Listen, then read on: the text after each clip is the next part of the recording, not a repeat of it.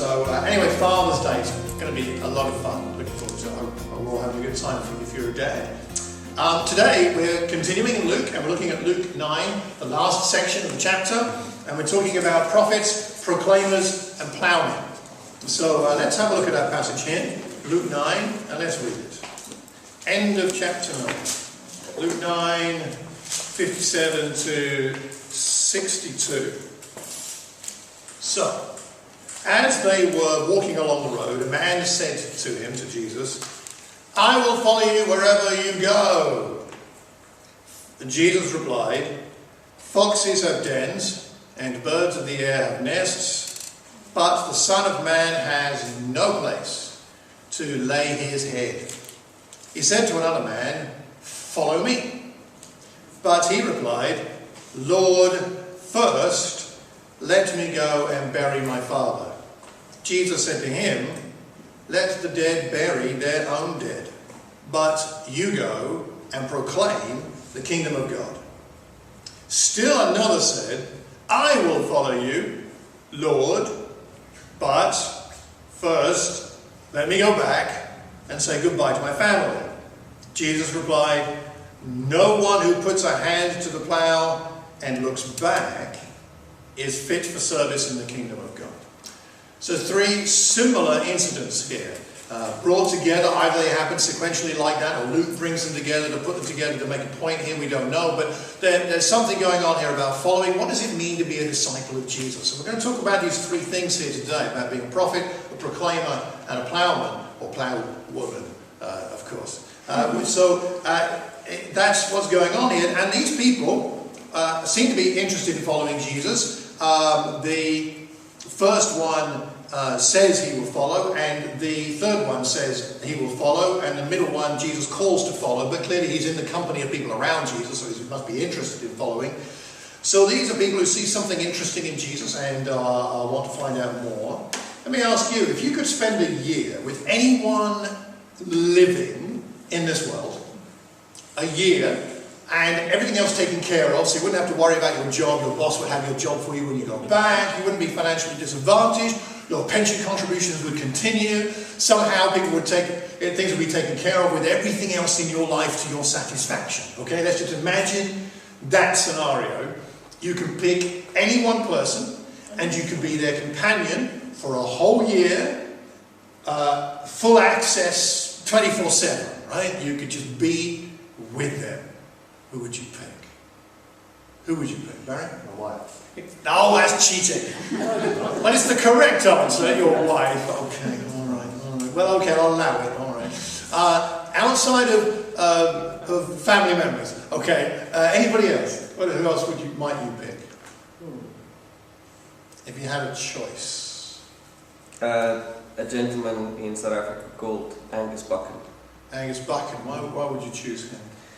Because I listen to him regularly. I've read some of his books, and he seemed to be very patient, calm, and collective. Things I need to learn. Okay, excellent. I think Barack Obama. Yeah. He just strikes me as an incredibly amazing man, and I would love to know how he does it. How does he do it? Excellent, thank you. Yeah, I can imagine that would be fascinating. Anybody else you'd pick? I'm quite interested in the Queen. Because we have this sort of very public sort of image of her. Yeah. But I'd like to see what she's like with her family, and behind those closed doors I'd be really intrigued. With all the pomp and circumstance removed. How she is just as a grandma and a mum, and with her corgis. With the dogs, the Queen, Just the real woman behind the title. Wouldn't it be fascinating? Yeah. And her, but also the other things, people she meets, places she was. It'd be amazing to have that privilege, wouldn't it? Yeah. Somebody mentioned, you mentioned your chap Buchan as someone who's written, and I would love to spend a year with Max Lucado, a Christian writer, who just writes some of the stuff that just inspires me a lot. I think Is his life really like that? Like his books? Is it? I mean, if it is, I'd really love to see how that is, how that works. There are coaches I'd love to spend a year with. I mean, the current coach of the England rugby team, who've just won in Australia for the first time ever, won a series down there, Eddie Jones. I'd quite like to spend a year with him. How does he just do that? How does he motivate? How does he inspire? I think that'd be fascinating. I don't know about his personal life, but I would love at least that part of his life. Wouldn't that be amazing to see someone like that? We've probably all got some people we'd be interested in spending some time with.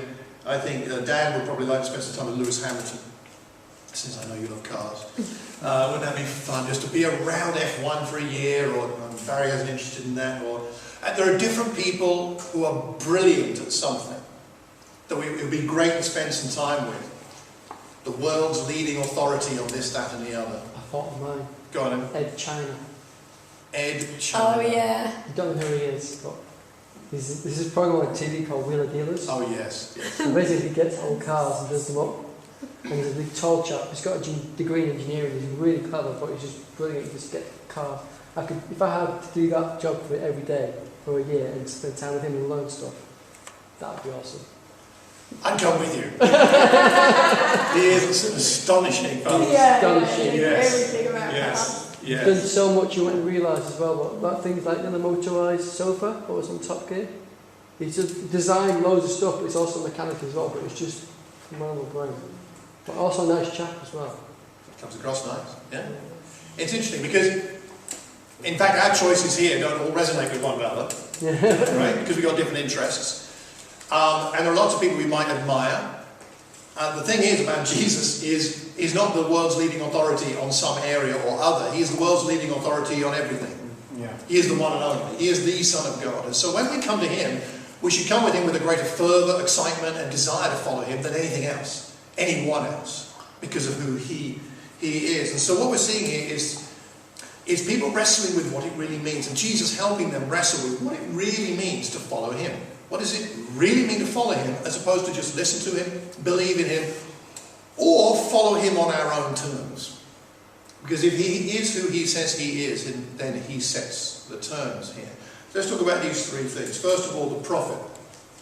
The first chap here says, I will follow you wherever you go. Doesn't that sound great? I mean, that's like sign him up. If someone says, I'll follow you, or I'll become a Christian, I don't care what it takes, I'll just do it.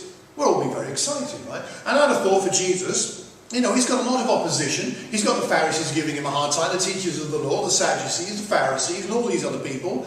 Tough times, the Samaritans, he'd just been through Samaria, they didn't welcome him. Lots of tough things going on. This fellow says, I'll follow you. Forget the Samaritans, don't worry about the Pharisees, I'll follow you. My temptation would be to say, excellent. We welcome you on board. Great to have you here. But Jesus instead says, foxes have holes, birds have nests. Son of man, I don't have a place to lay my head. I don't know where I'm sleeping tonight. An interesting reply. What's he trying to get across? What do you think he's trying to help this person to understand? Given that I'm sure he's not trying to be negative, he's not trying to give the fellow a hard time for the sake of it. So, what's going on here? A hole, no nest. Yes. There's a cost following Jesus. There's a cost. Yeah, there is. Which the person may not appreciate. May not have. They may have been naive, perhaps. Yeah. Anything else? Foxes, I guess their holes on the birds' nests are their homes, it's their habitat. Mm-hmm. And so Jesus is saying his home is not worldly, his home is heavenly found. Okay. Good.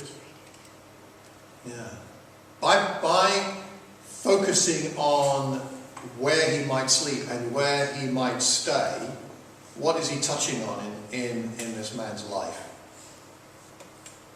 in particular? Comfort, Yeah. rest, security. I mean, when our children went to university, we didn't give them a lot of money, but what we did do is we guaranteed them we would pay for their accommodation. You've got to sort out how to pay for your electricity bill, or your phone bill rather. You've got to figure out how to feed yourself. but we'll pay for your accommodation. And we did that because we didn't want them to be insecure about where they're going to sleep that night. There are lots of funny, strange things that happen when you're starting something new, you're away from home. We'll pay for the accommodation. So that's what we did. There's that sense of security that we all like to have. Whatever's happening in my life, I can go home tonight. Isn't that a great feeling? You're on a tough day, you can at least go home and be home. And I think he's touching at even that basic level. I can't guarantee you security. I cannot guarantee you that kind of comfort and safety. Presumably this fellow has good intentions, but he needs to know that following Jesus is less like following a rabbi and more like following a prophet. See, in the Old Testament context, which they'd have understood, the prophets had a dangerous life. Jeremiah got stuck in a pit up to his knees in mud. Others got arrested, imprisoned and killed. It's much more like that with Jesus. It's more like following a prophet. So that following a rabbi was costly, but you had some security, and it was for a short period of time. Following a prophet, much more dangerous. And I think that's what Jesus is getting across here. You're not going to be part of a big community. It's just a few of us. There is no pay. Prophets only got a little bit of donation from people here and there. They weren't like priests who were supported. They weren't like the Levites who had ways of being supported. A prophet was kind of on his own. And a prophet, of course, had to prophesy if necessary, not only against the people, but if necessary against the priesthood, if necessary against the whole people of Israel, if necessary against the king. And a lot of them, of course, did. So they're going to be unpopular. Prophets just were unpopular. They brought the message of God to a people who quite often didn't want to hear it. So we're following a prophet more than a rabbi, in a sense, is what's going on here. I think he's testing his faith. I'm going to provide you with what you need, but it may not be exactly everything you want. There's more what's going on here. I think it reminds me of Hebrews 11. If you want to keep your finger in Luke 9 and turn with me to Hebrews 11. These are old covenant examples, but it's what I think of when I think about this kind of lifestyle that Jesus is saying, if you're going to follow me, you're going to adopt this lack of security. That's part of the package here. In Hebrews 11, about the great heroes and heroines of faith, we come towards the end of the chapter in verse 32, and the writer says this, and what more shall I say? I do not have time to tell about Gideon, Barak, Samson, Jephthah, about David and Samuel and the prophets, who through faith conquered kingdoms, administered justice, and gained what was promised, who shut the mouths of lions, quenched the fury of the flames, and escaped the edge of the sword. Whose weakness was turned to strength, who became powerful in battle and routed foreign armies. Women received back their dead, raised to life again. There were others who were tortured, refusing to be released, so that they might gain an even better resurrection. Some faced jeers and flogging and even chains and imprisonment. They were put to death by stoning. They were sawed into. They were killed by the sword. They went about in sheepskins and goatskins, destitute, persecuted and mistreated. The world was not worthy of them.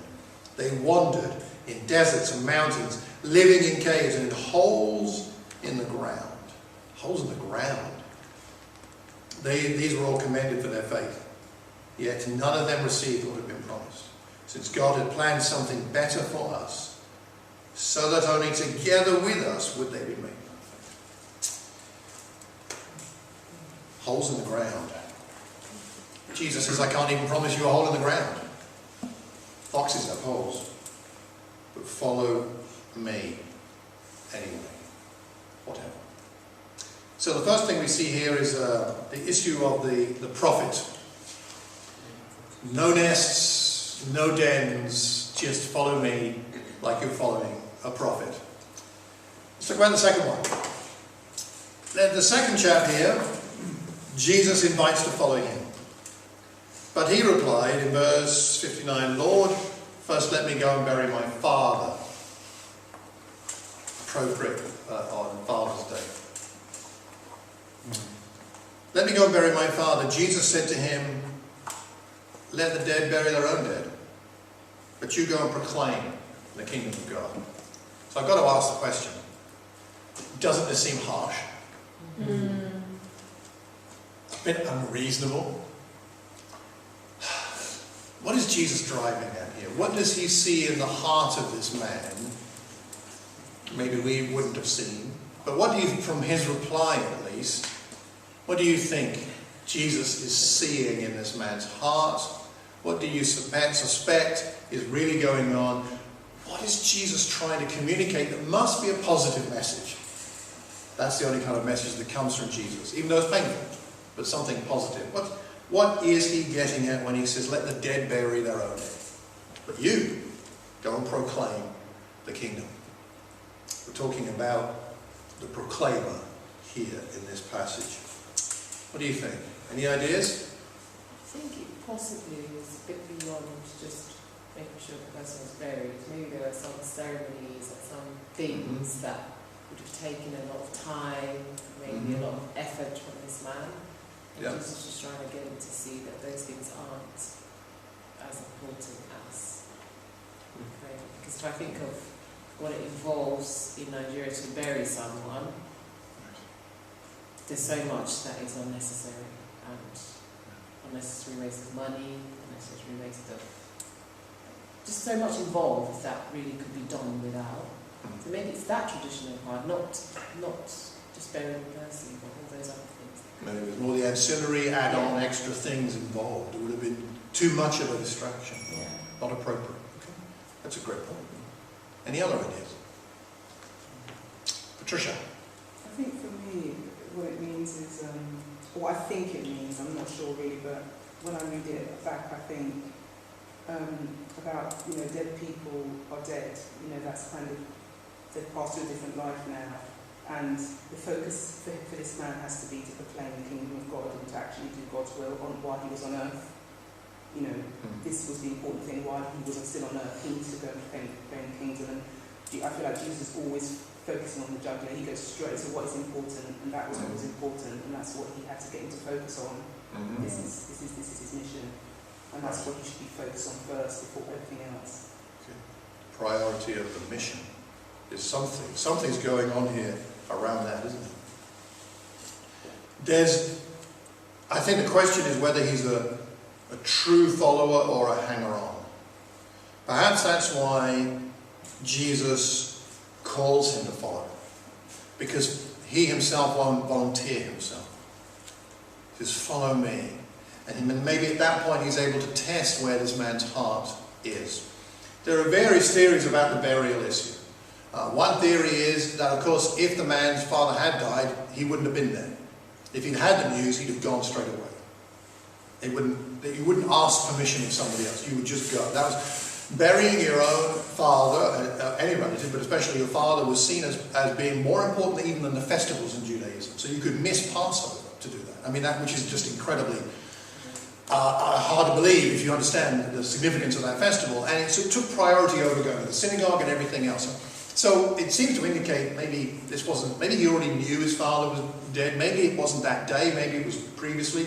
Possibly it wasn't when he'd actually died. It was a year later, because a year after the burial, you go back to the burial site, take the body out, take the bones and put them in a different box called an ossuary. And that was a secondary thing that you did, and that wasn't urgent. That's possible. Or maybe he's just trying to find a way to get out of following Jesus. And that's the most significant thing he can think of. My dad died, I've got to go. I will follow you, but... You wouldn't even be there in the first place, would you? You wouldn't have thought so.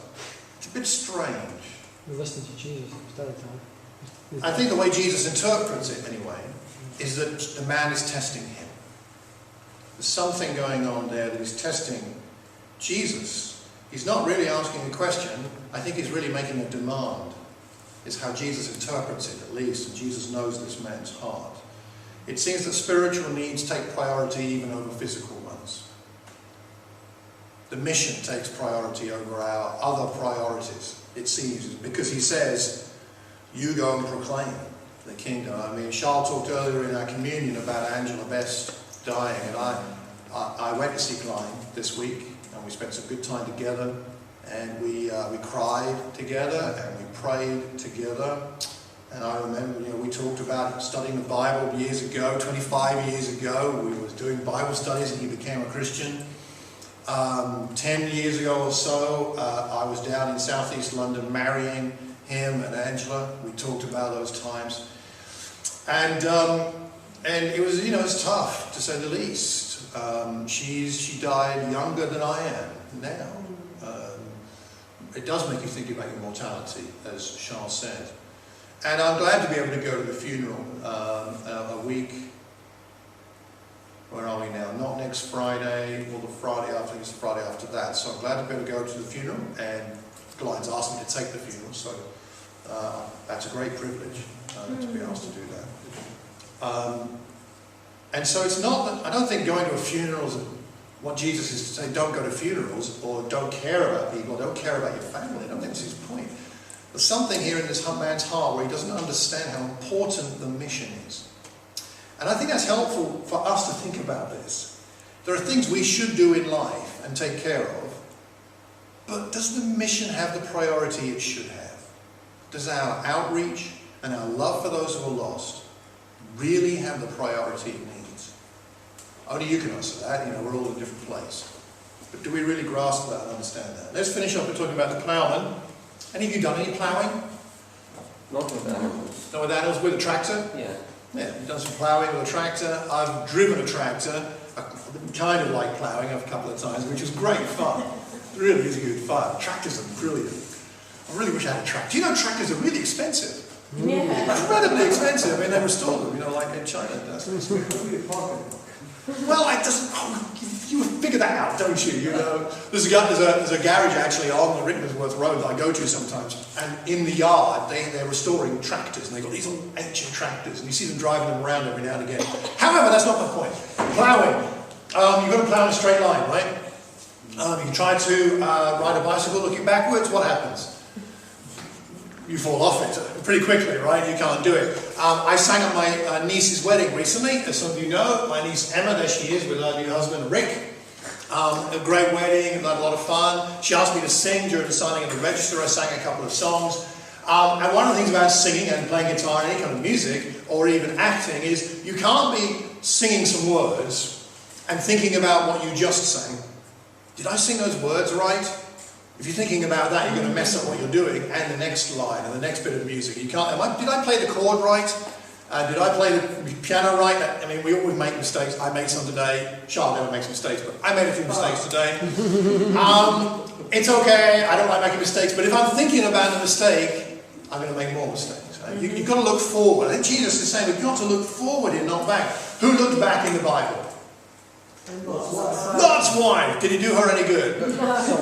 No, let's say didn't do her any good, or my family for that matter. We got Elijah parallel going on here, because Elisha said to Elijah, first let me go back and say goodbye to my family. Remember that in 1 Kings 19, you can look it up later. And he's going to follow Elijah, and Elijah, of course, was just on the mountain, wasn't he? Earlier in Luke 9, so we've got that connection here. So Elijah said to Elisha, you can go back and say goodbye to your family, but Jesus says to this guy, you can't. So there's a higher priority here in following Jesus than there is even over a prophet. I think he's talking about focus here. Where's our focus? Is our focus really on Jesus? Are we admiring him, and honouring him, being impressed by him, learning from him, asking how we can be more like him? Are we focused on him rather than on other things? To be like Jesus is what we sing sometimes, right? To be like Jesus. All I ask, to be like him. All through life's journey, from earth to glory, all I ask, to be like him. We sing that, we mean that, but now and again we need to think about how much we really mean it. How much is really deeply in our hearts.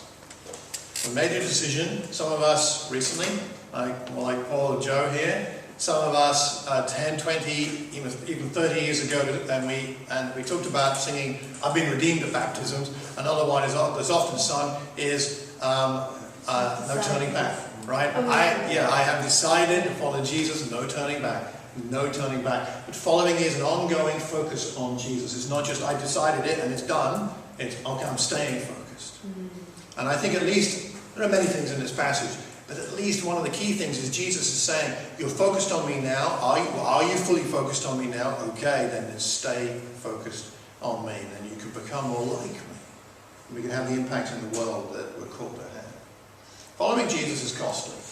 Following Jesus is challenging. There's no two ways about that. The promises and the rewards are great. In Luke 18, it talks about us receiving 100 times what we give up. Some of that will be in this life. Some of it will be metaphorically, symbolically in this life, and some of it will be in the next life. But we receive those promises when we stay focused on Jesus Christ. Whether we're following him, understanding him to be a prophet, following him, understanding our responsibility to be a proclaimer, following him, understanding that we're staying with our hand to the plough, looking forward, not looking back. If any of these thoughts have been helpful to us today, I would commend you to think about it, pray about it today, tonight, this weekend. Take the heart of what God has shown you from this passage today. And to God be the glory. Amen. Amen.